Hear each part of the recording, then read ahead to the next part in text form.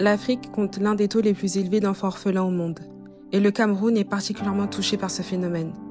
Au cœur de Douala, capitale économique du pays, des milliers d'enfants luttent chaque jour pour survivre sans repères familiaux.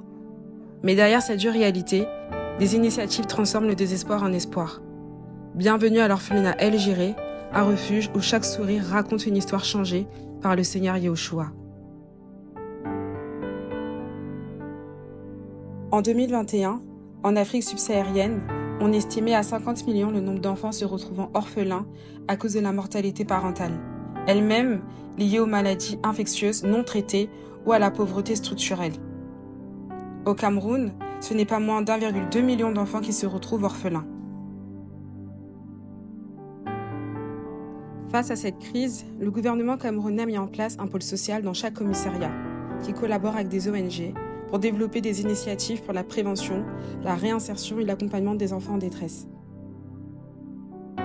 Parmi les structures partenaires, l'orphelinat El Jiré se distingue par son approche humaine et ses valeurs chrétiennes. Créé en 2011, ce n'est qu'en 2015 que les portes de l'orphelinat se sont ouvertes.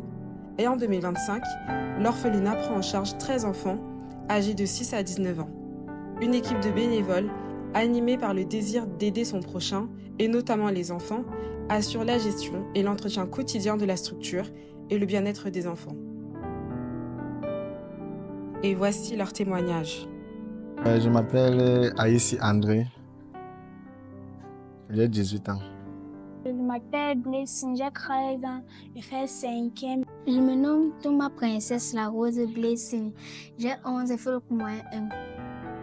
À l'âge de 5 ans, ma mère est morte et mon père n'avait plus les moyens pour m'envoyer à l'école, pour faire plusieurs choses.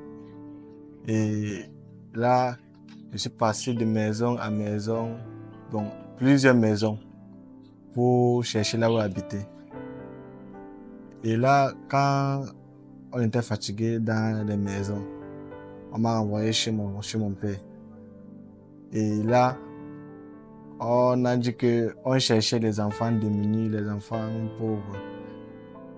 Et j'ai été choisi parmi les enfants de mon père parce que nous sommes au nombre de 7 dans notre famille. Je suis avant-dernier et on m'a choisi. Et là, j'avais déjà 9 ans. C'est là que je suis venu ici à l'orphelinat El Jiré. Je suis ici, je suis le premier arrivé ici là. Lorsque j'étais d'abord au Gabon, je vivais avec ma mère et mes petits frères. Et maintenant, mon papa était mort et ensuite ma mère n'avait pas les moyens. Elle nous a amenés ici au Cameroun. Chez ma grand-mère. Et maintenant, je fréquentais et en classe toute moyenne 2, j'ai arrêté de fréquenter parce que ma grand-mère n'avait plus les moyens et elle a dit qu'elle veut me faire fréquenter. Et j'ai donc fait 2 ans sans fréquenter et c'est là où elle a commencé à me maltraiter, à me faire vendre. Et j'ai donc fui la maison avec mon petit frère. Mais lui, il est parti ailleurs, moi, je me suis donc partie au repas. Et c'est comme ça que j'ai dormi dans la rue et j'ai dormi dans la rue 3 semaines. Et c'est là où je priais chaque jour que Seigneur, donne-moi soit une personne qui va m'élever ou soit un orphelinat. Chaque jour là où je dormais, je faisais cette prière avant de dormir. Et c'est là où un jour, je rencontre quelqu'un, il m'amène pour dormir chez lui. Et il a dit qu'il pouvait plus me faire dormir chez lui. Il m'a emmené dans un commissariat à 9e à Deido. Et c'est là où on m'a fait dormir là-bas 1 semaine. On a appelé ma grand-mère. Elle a dit qu'elle ne voulait plus de moi. Et c'est là où on m'a amené au service social. Pour qu'on devait m'amener dans un orphelinat. Et c'est là où on m'a amené ici à El Jiré. Mon père était mort maintenant, les temps étaient difficiles maintenant. Ma mère avait commencé à faire le cafétéria maintenant. Comme elle vendait au marché, on l'avait lancé la maladie là-bas. Je sais pas, après longtemps, un jour, ma mère était venue ici maintenant. Elle avait dit maintenant qu'on va plus vivre avec elle, qu'on va vivre à l'orphelinat. Au départ, j'étais au village. Bon, comme on est venu chercher les gens démunis dans les villages, je suis venu à l'orphelinat El Jiré.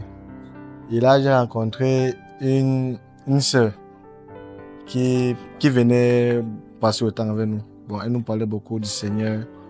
Elle nous parlait beaucoup du Seigneur. Bon, moi, ça m'a intéressé. Et j'ai décidé de croire au Seigneur. Et après, notre père nous a baptisés. On partait souvent à l'assemblée. C'est là où j'ai commencé à différencier l'église que j'étais avant et l'église ici-là. Et je m'étais rendu compte que l'église qui était avant là-bas, que ce n'était pas vraiment le Seigneur qu'on parlait et que c'est l'église ici qu'on parle vraiment du Seigneur. C'est là où c'est le programme qui vient de finir que j'ai pour mon baptême. C'est vrai que c'est pas facile de vivre cette histoire, mais il faut prendre courage et beaucoup prier et mettre la confiance en Yahushua Mashiach.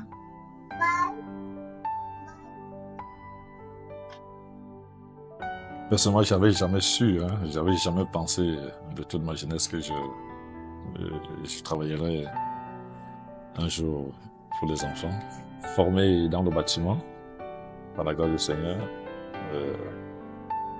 il n'y a pas très longtemps, le Seigneur est venu par lui-même. En fait, je pense qu'il avait senti que je voulais m'éloigner alors que j'étais dans un chantier, en train de travailler.